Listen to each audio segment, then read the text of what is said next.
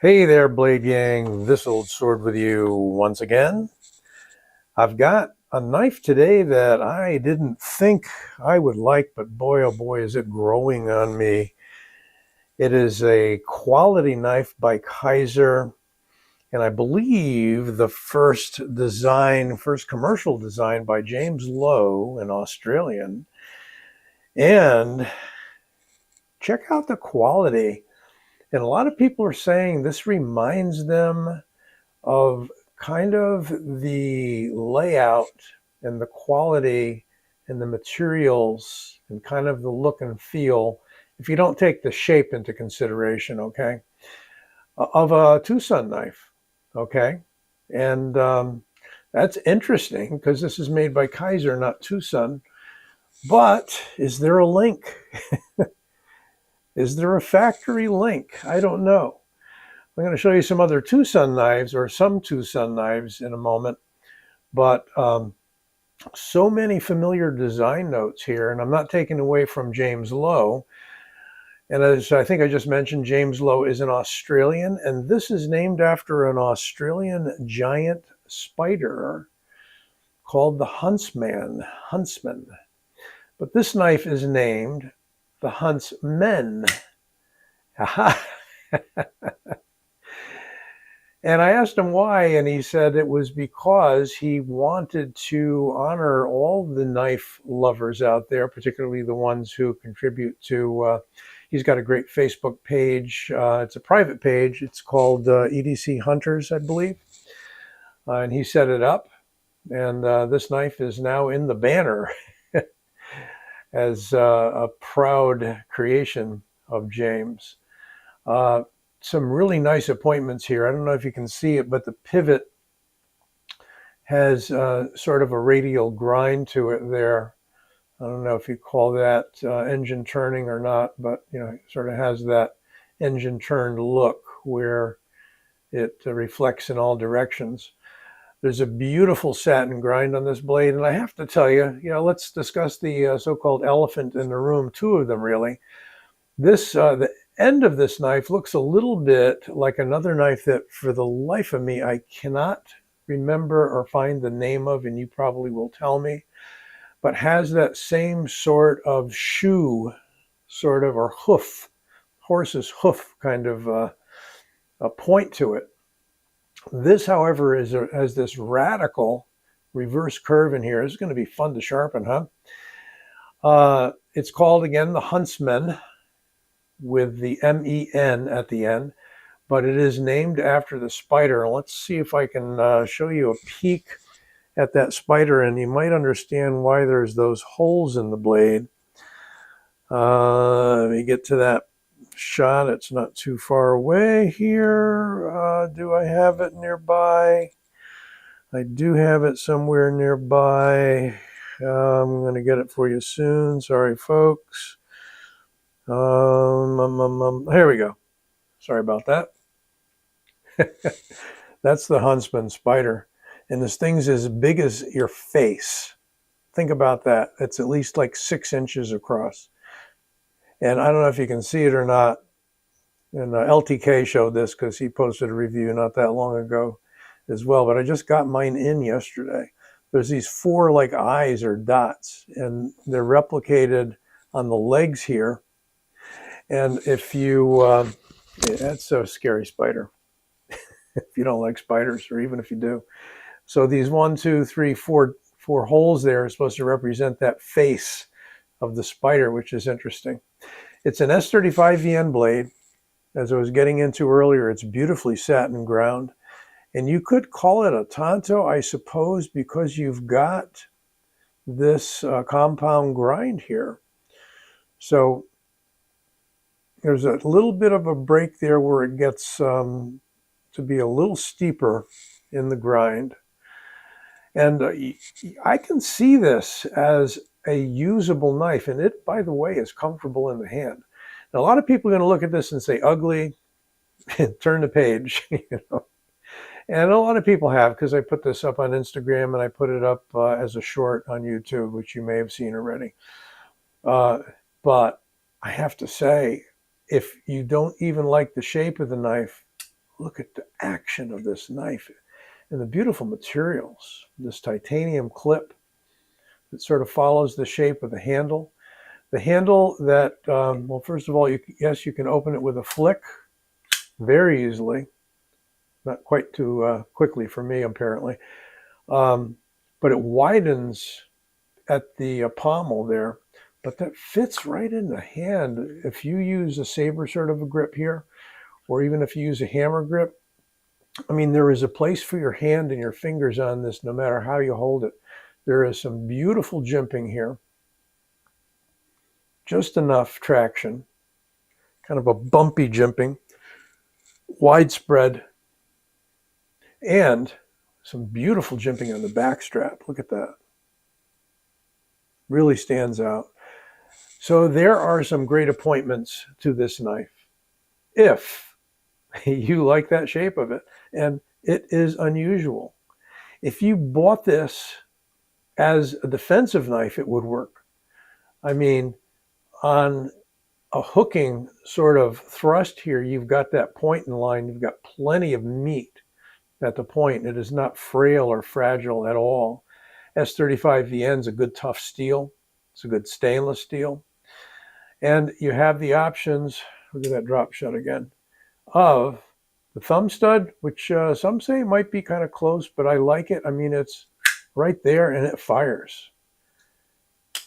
And middle finger flick, because you've got this kind of a milled down in trough there. There's no weight relieving, but the weight relieving is there because you have these very large panels on the side that are cut out for the very nice carbon fiber.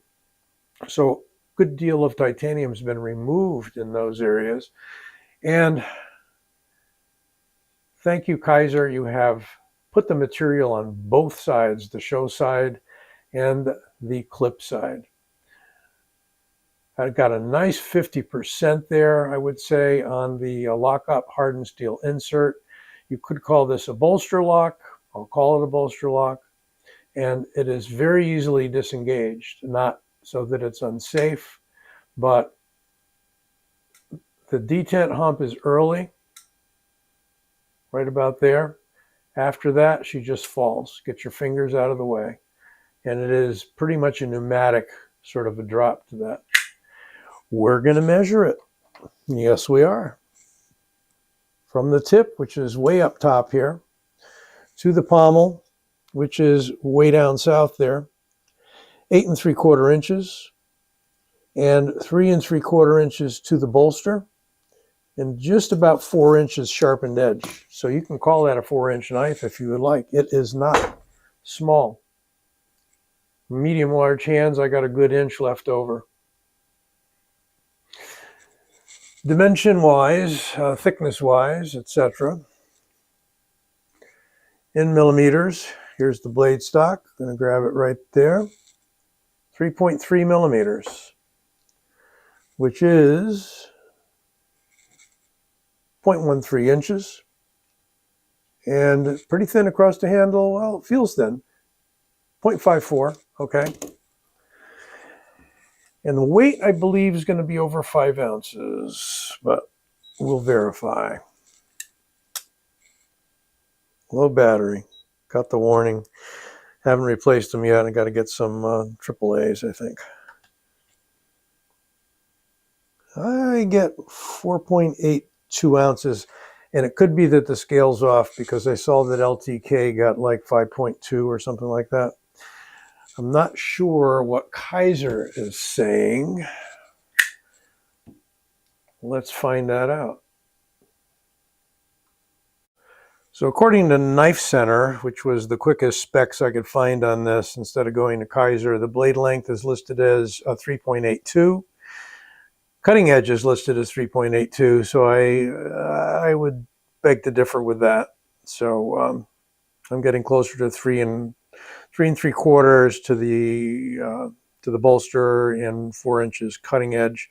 It's called a recurve tanto by the Knife Center, and the weight is 5.26 ounces. So I have a funny feeling before I use my scale again, it's going to get a battery dump. Um, let's take a look at it next to something else I've selected here is a Jelly Jerry design by Tucson. And this is this is too early. I think it's the 229, but I'm not sure. But look at the handle similarity. In fact, even the blade, we've got a blade that widens out like that towards the tip and has that same chamfered compound grind, except this one's going more straightforward and this one's going up in the air. This is the 223. I can remember that because it's the same as the rifle round by Jelly Jerry and made by Tucson.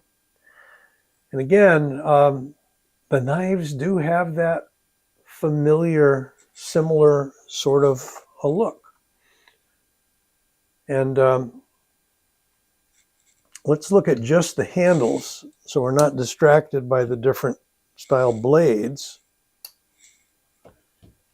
If we look at just the handles, you might see what I'm getting at with regards to the similarities here. Let's put it like that. You see, a lot of use of titanium all the way around for the bolsters and so forth. Big use of carbon fiber. And they just, to me, seem similar in that regard. Now, also similar, and we're not looking at sizes or anything here at the moment, is this really nice, let's open this guy up again, really nice Kizer Militao, named after another animal, a hummingbird. And the design of the Militao, that is by, and I've got to do this thing. So it's Jonathan Style, or Styles, I think it's Style, Jonathan Styles, is the designer for the Militao. This is a beautiful knife. Handles on these look very much the same, except we've got black micarta on this one, and we've got the carbon fiber on the spider knife there, the Huntsman. Too many names, too late in the day. It's either too late in the day, too early in the day. But these both have in common a really fine, smooth action, just glass-like action. You know, fairly light on the detent on both, although I can't shake that one free. I think this one with a little heavier blade, we might be able to shake it free. Let's see. Nope. Strength must be waning. So we're going to chance a cutting test with the Huntsman. Now let's back out a little bit. Right about there. And we've really got two edges, right? We've got the recurve, and we've got that chamfered tanto-ish part of the blade. She's sharp. Oh yeah. She's sharp. A little bit more out here. How about this right here? Yeah, we should be able to get that to cut. Oh yeah. Yep. And she will jab too. Let's try that again. There we go. There we go. There we go. Yep. We'll be here cutting all day. Anyway, you get the point, right? There's the pun. Make a mess when I cut. I guess the pieces are evidence that it's cutting, right? Well, let's just put it up real quick here. If you don't know how large it is against the Griptilian. Yep, Good deal longer, good inch longer overall than the Griptilian. And Rat 1. Is it bigger than the Rat 1? It actually is exactly the same overall length, maybe a tiny bit longer. And the blade is definitely longer. That must mean we've got a pretty good blade to handle ratio, do we? Not too bad. We've got a little bit extra there. Sort of have to account for the back strap there. Back spacer. I call it a back strap. Back spacer. I suppose it's the same. That's the Huntsman. Love it or hate it. Hopefully you don't hate it, because James worked hard on this design, and he strove to get an unusual design. You know, kind of like that era of knife makers that has been long gone. You know, he really, I think he deserves a lot of credit for this design. And one of the things that he mentioned to me here is that I can find his, I'm having a hard time finding stuff. Here we go. Where are you, James? I've been conversing with James here. I believe it was Gil Hibben he was referencing, that he wanted to turn out some wild stuff, you know, off the beaten, boring track. And I think this hits it. The only one I can think of that's kind of similar in blade shape is the one I can't remember that you're going to tell me about. All right, well, I hope you enjoyed this. It's a great knife. I love it. It's not necessarily what you'd call my cup of tea, but it is now. It really is, because once I've had this in hand and worked it a little bit and felt the action and the balance and the blade shape makes sense, you've got that point. You've got that point. You've got that. You've got an extra belly here. Where the belly goes in here, you've got a belly that goes out there. And on the draw cut, this is just wicked when that point engages as far as cutting goes. So you can use your imagination and figure that out. Don't forget to give this vid a like and subscribe. I will be back soon. Be well.